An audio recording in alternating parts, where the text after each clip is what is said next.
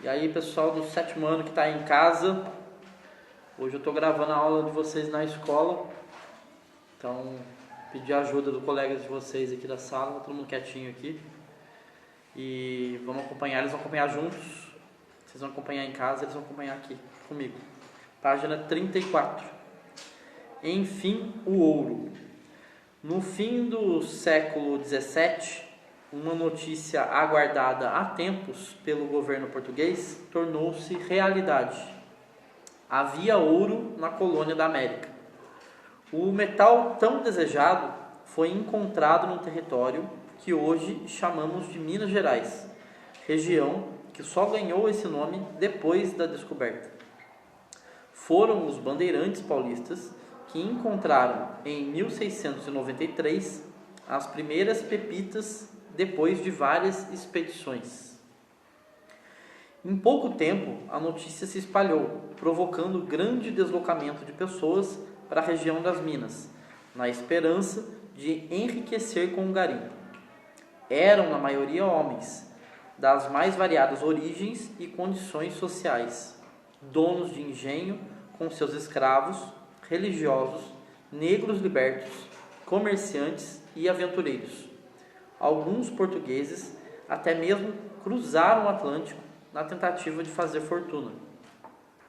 Muitos partiam sem nenhum plano ou cuidado, sem se preocupar nem mesmo em levar alimentos para a longa jornada.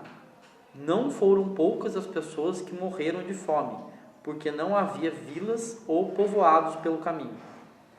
Outras morreram em confrontos com os povos indígenas da região, que procuravam impedir a invasão de suas terras. A corrida pelo ouro foi tão grande que, em muitos vilarejos do litoral, ficaram apenas mulheres, crianças e idosos. A exploração do ouro gerou um crescimento extremamente rápido e desordenado. Hospedarias, armazéns e depósitos surgiram de um dia para o outro, onde antes não havia nada. Esses povoados, com ruas estreitas e sinuosas, logo se tornariam vilas, nas regiões próximas às áreas de mineração. Os principais núcleos urbanos surgidos nesse período foram Vila Rica, atual Ouro Preto, que chegou a ter por volta de 30 mil habitantes, Mariana e São João del Rei, que alcançaram quase 10 mil habitantes cada. Os paulistas, que foram os descobridores das jazidas e os primeiros a se estabelecer na região, não gostaram do grande número de pessoas chegando de todos os lugares. Eles consideravam que aquelas terras eram suas e queriam que quem não fosse paulista se retirasse. Eles chamavam as pessoas que não eram paulistas de emboabas. A tensão na região das Minas cresceu até que paulistas e não paulistas se enfrentaram em conflitos armados, na chamada Guerra dos Emboabas, que aconteceu entre 1707 e 1709. Derrotados, muitos paulistas se retiraram e seguiram para a região que hoje corresponde a Mato Grosso e Goiás, onde descobriram novas jazidas de ouro. O governo português, preocupado com a ordem e o domínio da região, decidiu intervir. Enviou militares para a região das minas, criou órgãos para cuidar da concessão das terras aos interessados em procurar ouro e fixou impostos para os mineradores. Você sabia? Muitos dos homens que chegaram à região das minas e não eram de São Paulo usavam botas de cano longo. Os paulistas os chamavam de emboabas, palavra de origem tupi, que era nome de uma ave e tem o significado de ave de patas emplumadas. Em 1729, quando a exploração do ouro estava no auge, mineradores descobriram diamantes na região conhecida como Tijuco Preto, atual cidade de Diamantina, em Minas Gerais.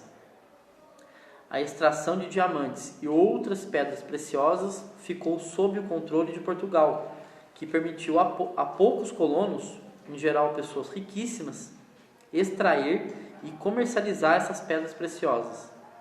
Na segunda metade do século XVIII, a extração de ouro e diamantes entrou em declínio.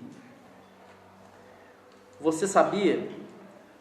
O governo português dava a quem quisesse explorar ouro e diamante nas Minas Gerais áreas de terra chamadas concessões, com a licença para explorá-las. O tamanho da concessão era proporcional ao número de cativos de quem as pedia.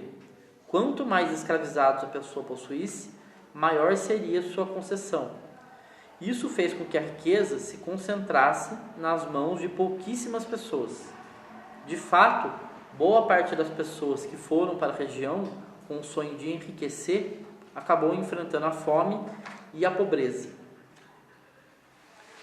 O cotidiano nos garimpos. A imagem abaixo, aí na página 36, será nosso ponto de partida para conhecer alguns aspectos do trabalho nos garimpos na região das Minas Gerais. Trata-se de uma gravura de Johann Moritz Hugenders, artista nascido na cidade de Augsburg, na atual Alemanha. Em suas 2 viagens ao Brasil, ocorridas na primeira metade do século XIX, Hugenders registrou diversos aspectos da sociedade brasileira em desenhos, aquarelas e gravuras. Que detalhes desta imagem mais chamam sua atenção? O título da gravura é Lavagem do Ouro no Monte Itacolome. Esse monte fica na Serra do Espinhaço, na região de Minas Gerais, nas proximidades de Ouro Preto e Mariana, 2 cidades que, como vimos, foram importantes centros de garimpo de ouro. Agora, observe a imagem com atenção. Embora essa gravura tenha sido feita numa época em que a mineração já estava em declínio, Hugenders representou em uma única cena importantes aspectos da extração de ouro nas Minas Gerais. Uma das primeiras coisas que nos chamam a atenção é a grande quantidade de negros trabalhando nos garimpos. Procure contar quantos negros e quantos brancos estão representados nesta imagem. Das cerca de 40 pessoas representadas, quase todas são negras. Repare que os negros fazem o trabalho pesado, enquanto os brancos estão sentados ou recostados, observando os negros, como podemos ver nos detalhes. Por que Hugenders teria retratado as pessoas nessas atitudes? Nas minas de ouro, em geral, os serviços pesados eram feitos por cativos, tanto africanos como seus descendentes. Eram eles que, na maioria das vezes, entravam nos rios ou nas minas em busca do ouro. O auge da mineração, no século XVIII, coincidiu com a época em que foram trazidos mais cativos da costa africana. Na primeira metade do século, chegaram aproximadamente 354 mil pessoas por ano, entre as quais escravizados trazidos de outras capitanias e de diversas regiões da África para a região das Minas. Nas Minas Gerais, prevaleceram os negros da nação Mina, seguidos dos das nações Angola e Cabo Verde, e em menor número dos Benguela e Moçambique. São pessoas dessas etnias que Hugenders procurou representar em seu desenho. Os brancos que o artista desenhou são provavelmente feitores, que estão ali para digerir o trabalho e vigiar os cativos, cuidando para que não escondam para si nenhum grão do precioso ouro encontrado. Os feitores tratavam os escravizados com violência. Caso julgassem que não estavam trabalhando direito, aplicavam castigos e punições. Hugenders retratou várias situações desse tipo. Observe no detalhe abaixo à direita, junto da cachoeira, a representação de um feitor chicoteando um escravo. Como toda representação, a imagem que estamos analisando é marcada pelas escolhas de quem a produziu.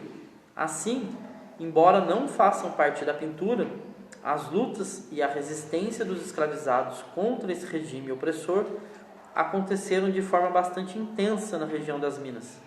Eram constantes, por exemplo, as revoltas e fugas de escravos, bem como o assassinato de feitores. Beleza, pessoal? Paramos aqui na página 37.